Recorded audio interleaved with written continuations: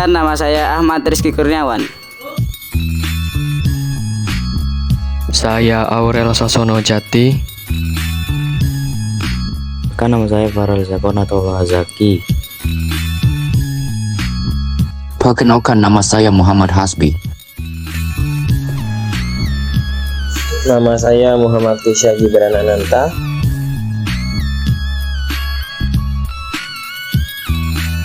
Kisah teladan Abdurrahman bin Auf dan Abu Dzar Al-Ghifari. Abdurrahman bin Auf. Riwayat hidup singkat. Salah seorang sahabat besar Nabi SAW dan termasuk salah satu dari 10 sahabat yang dijanjikan masuk surga. Al-Asyra Al-Mubasysyarah, 10 yang digembirakan. Pada masa jahiliyah, ia dikenal dengan nama Abdul Arm. Setelah masuk Islam, Rasulullah memanggilnya Abdurrahman bin Auf. Ia memeluk Islam sebelum Rasulullah menjadikan rumah Al-Arqam sebagai pusat dakwah. Yang mendapatkan hidayah 2 hari setelah Abu Bakar As-Siddiq memeluk Islam. Semenjak masuk Islam sampai wafatnya dalam umur 75 tahun, ia menjadi teladan yang utama bagi kaum muslimin ketika Nabi SAW memerintahkan para sahabatnya hijrah ke Habasyah, Ethiopia. Abdurrahman bin Auf ikut hijrah untuk kedua kalinya ke Habasyah dan kemudian ke Madinah. Ia ikut bertempur dalam perang Badar, Uhud, dan peperangan yang lainnya. Abdurrahman bin Auf termasuk kelompok 8 orang yang mula-mula masuk Islam. Ia juga tergolong 10 sahabat yang diberi kabar gembira oleh Rasulullah akan masuk surga, dan termasuk 6 seorang sahabat yang bermusyawarah dalam pemilihan khalifah setelah Umar bin Al-Khattab. Di samping itu, ia adalah seorang mufti yang dipercaya Rasulullah berfatwa di Madinah selama beliau masih hidup. Abdurrahman bin Auf termasuk sahabat yang masuk Islam sangat awal, yaitu yang ke-8. Beliau bersyahadah 2 hari setelah Abu Bakar. B. Abdurrahman bin Auf termasuk salah satu dari 6 orang yang ditunjuk oleh Umar bin Khattab untuk memilih khalifah sesudahnya. C. Abdurrahman bin Auf seorang mufti yang dipercaya oleh Rasulullah untuk berfatwa di Madinah padahal Rasulullah SAW masih hidup. D. Abdurrahman bin Auf terlibat dalam perang Badar bersama Rasulullah SAW dan menewaskan musuh-musuh Allah. Beliau juga terlibat dalam perang Uhud dan bahkan termasuk yang bertahan di sisi Rasulullah SAW. Ketika antara kaum muslimin banyak yang meninggalkan medan peperangan, dari peperangan ini ada 9 luka parah di tubuhnya dan 20 luka kecil yang diantaranya ada yang sedalam anak jari. Perang ini juga menyebabkan luka di kakinya sehingga Abdurrahman bin Auf berjalan dengan pincang dan juga merontokkan sebagian giginya sehingga beliau berbicara dengan cadel. Suatu saat ketika Rasulullah SAW berpidato menyemangati kaum muslimin untuk berinfak di jalan Allah, Abdurrahman bin Auf menyumbang separuh hartanya yang senilai 2.000 dinar. Atas sedekah ini, beliau doakan khusus oleh Rasulullah terhadap harta yang kamu berikan dan semoga Allah memberkati juga harta yang kamu tinggalkan untuk keluarga kamu. Doa ini kemudian benar-benar terbukti dengan kesuksesan demi kesuksesan Abdurrahman bin Auf berikutnya. Ketika Rasulullah SAW membutuhkan dana untuk perang Tabuk yang mahal dan sulit karena medannya jauh, ditambah situasi Madinah yang lagi dilanda musim panas, Abdurrahman bin Auf mengempeloporinya dengan menyumbang 200 uqiyah emas. Sampai-sampai Umar bin Khattab berbisik kepada Rasulullah SAW, sepertinya Abdurrahman berdosa terhadap keluarganya karena tidak menyediakan uang belanja sedikit pun untuk keluarganya.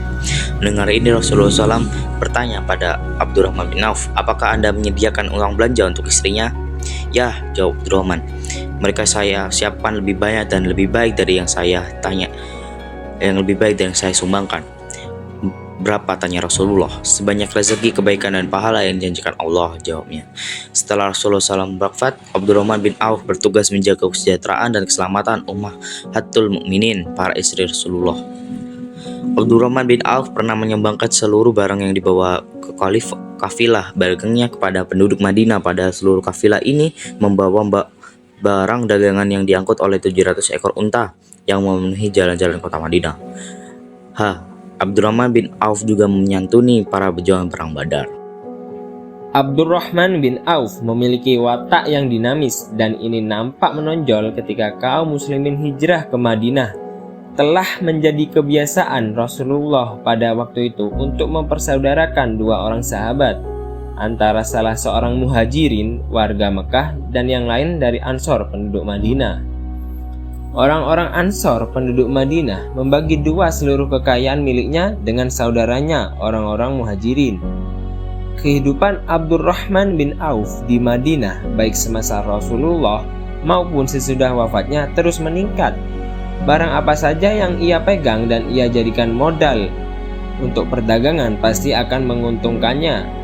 Seluruh usahanya itu ditunjukkan untuk mencapai ridho Allah Subhanahu wa Ta'ala semata sebagai bekal di akhirat kelak. Suatu hari ia menjual tanah seharga 40.000 dinar. Kemudian uang itu dibagikannya kepada keluarganya Bani Zuhroh, istri Nabi dan kaum fakir miskin. Pada hari lain ia menyerahkan 500 ekor kuda untuk perlengkapan bala tentara Islam. Menjelang wafatnya, ia juga mewasiatkan 500.000 dinar untuk jalan Allah Subhanahu wa Ta'ala dan 400 dinar untuk setiap orang yang ikut perang Badar dan masih hidup. Selain pemurah dan dermawan, ia dikenal pula sebagai sahabat Nabi SAW yang banyak meriwayatkan hadis. Abdurrahman bin Auf juga termasuk yang zuhud terhadap jabatan dan pangkat. Kisah selanjutnya adalah dari tokoh Abu Dzar Al-Ghifari. Kisah sebelum masuk Islam. Tidak diketahui pasti kapan Abu Dzar lahir. Sejarah hanya mencatat ia lahir dan tinggal di dekat jalur kafilah Mekah. Abu Dzar, yang nama lengkapnya adalah Jundab bin Junadah, berasal dari suku Ghifar, suku yang berdiam di jalur kafilah Mekah, tepatnya di lembah Wadab yang menghubungkan Mekah dengan dunia luar. Abu Dzar dikenal karena keberaniannya, ketenangannya, dan pandangannya yang jauh ke depan, serta kebenciannya terhadap berhala yang disembah oleh orang-orang di sekitarnya. Dia menolak kepercayaan agama yang tidak masuk akal dan korupsi agama yang dilakukan oleh orang-orang Arab pada masa itu. Meskipun berasal dari suku yang keras, Abu Dzar memiliki karakter yang berbeda. Dia dikenal sebagai pemuda yang serius dan memiliki kecenderungan spiritual yang kuat. Meskipun Abu Dzar dibesarkan di tengah-tengah keluarga perampok besar Al-Ghifari, saat itu tetapi ia dan pengikutnya hanya merampok orang-orang kaya dan hasil rampokannya dibagikan kepada fakir-fakir miskin. Namun, kerusakan dan derita korban yang disebabkan oleh aksinya menjadi titik balik dalam perjalanan hidupnya. Ia pun insaf dan berhenti dari aksi jahatnya tersebut. Bahkan tak saja hanya menyesali segala perbuatan jahatnya itu, tapi juga ia mengajak rekan-rekannya untuk mengikuti jejaknya.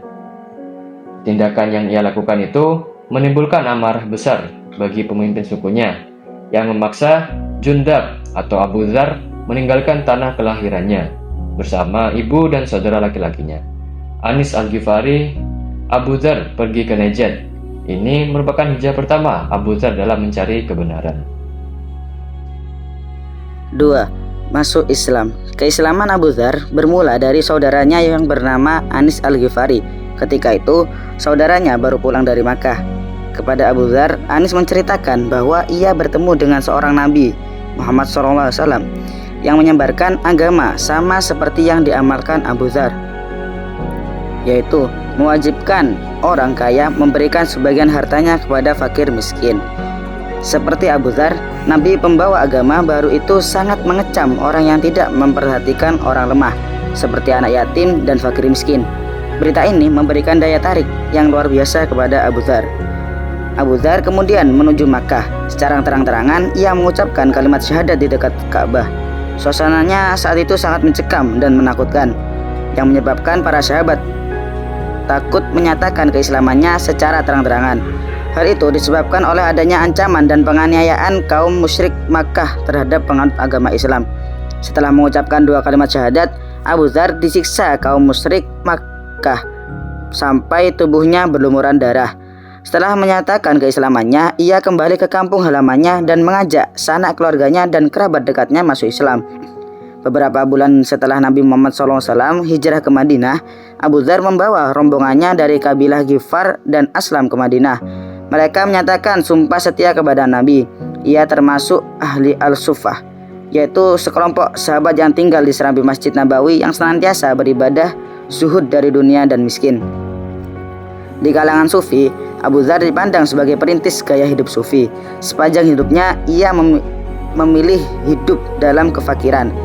Meskipun punya peluang untuk hidup kaya, Bagi sufi, kefakiran menduduki derajat tinggi di jalan kebenaran dan orang fakir sangat mereka hargai. Mereka merujuk kepada firman Allah Subhanahu wa taala Quran surah Al-Baqarah ayat 273. Bismillahirrahmanirrahim. Lil fuqara'il ladzina uhsiru fi sabilillahi la yastati'una darban fil ardh yahsabuhumul jahilu aghniya minat ta'affuf.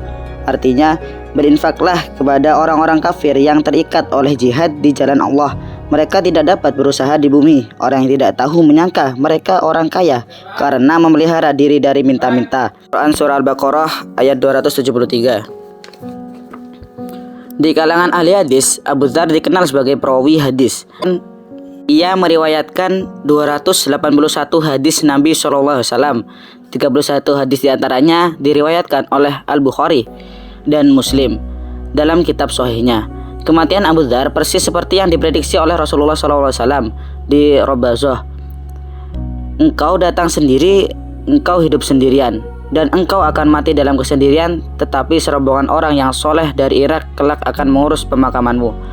Sebelum Abu Dzar wafat, istrinya terlebih dahulu meninggal dunia. Ketika hendak menghembuskan nafasnya yang terakhir, ia berpesan kepada anaknya, "Pergilah ke atas bukit. Di sana ada orang Irak yang akan mengurus penguburanku. Sampaikan kepada mereka, jangan kafani aku dengan kain yang dibeli dari upah pegawai pemerintah." 3. Pelayan, duafa, dan pelurus penguasa. Semasa hidupnya, Abu Dzar Al-Ghifari sangat dikenal sebagai penyayang kaum musta'afun. Kepedulian terhadap golongan fakir ini bahkan menjadi sikap hidup dan kepribadian Abu Dzar. Sudah menjadi kebiasaan penduduk Ghifar pada masa jahiliyah merampok kafilah yang lewat. Abu Dzar sendiri ketika belum masuk Islam kerap kali merampok orang kaya. Namun hasilnya dibagi-bagikan kepada kaum duafa. Kebiasaan menyayangi kaum lemah ini tidak berhenti ketika sudah memeluk Islam. Ada suatu riwayat ketika pasukan muslim ini berhasil menaklukkan Mesir. Abu Dzar menjadi salah satu sahabat yang berperan untuk itu. Atas jasanya tersebut, Abu Dzar dan sahabat-sahabat yang lain ini mendapatkan bagian sebidang tanah di Fustat. Akan tetapi, tanah bagiannya tersebut ditinggalkannya dan ia lebih memilih tinggal di Hijaz. Nah, keteguhan dalam membela kaum lemah ini menjadi ciri khas corak perjuangan Abu Dzar Al-Ghifari ini. Hingga suatu saat, ia tidak sepakat kepada kebijakan Khalifah Utsman bin Affan yang akan mendirikan Bait al-Mal atau perbendaharaan negara guna mengurus harta umat Islam, mal al-muslimin, karena dikhawatirkan akan terjadi perampasan harta umat Islam dengan dalihnya untuk harta Allah Subhanahu wa taala. Begitu juga saat berkunjung ke Damaskus pada tahun 32 Hijriah atau 652 Masehiyah, Abu Dzar ini menyaksikan Gubernur Muawiyah bin Abu Sufyan sedang membangun istana hijaunya Al-Hisra yang megah. Abu Dzar ini berkata kepada Muawiyah, "Kalau engkau membangun istana dengan hartamu itu berlebihan, tapi kalau engkau membangun dengan harta rakyat, engkau itu berkhianat." Nah, keberanian dan ketegasan sikap Abu Dzar ini yang mengilhami tokoh-tokoh besar selanjutnya seperti Al-Hasan Basri atau Ahmad bin Hanbal, lalu Ibnu Taimiyah dan juga lainnya. Diriwayatkan bahwa Rasulullah SAW berpesan kepada Abu Dzar Al-Ghifari dengan 7 wasiat, yaitu yang pertama adalah mencintai orang miskinnya. Lalu yang kedua, lihatlah orang yang lebih rendah dalam hal materi dan penghidupan. Lalu yang ketiga, itu menyambung silaturahmi. Dan yang keempat adalah perbanyak ucapkan la haula wala quwata illa billah. Lalu yang kelima adalah berani berkata benar meskipun pahit. Dan yang keenam adalah tidak takut celaan ketika berdakwah di jalan Allah Subhanahu wa ta'ala. Dan yang ketujuh adalah tidak meminta-minta. Sekian dari kelompok kami, kurang lebihnya mohon maaf. Wassalamualaikum warahmatullahi wabarakatuh.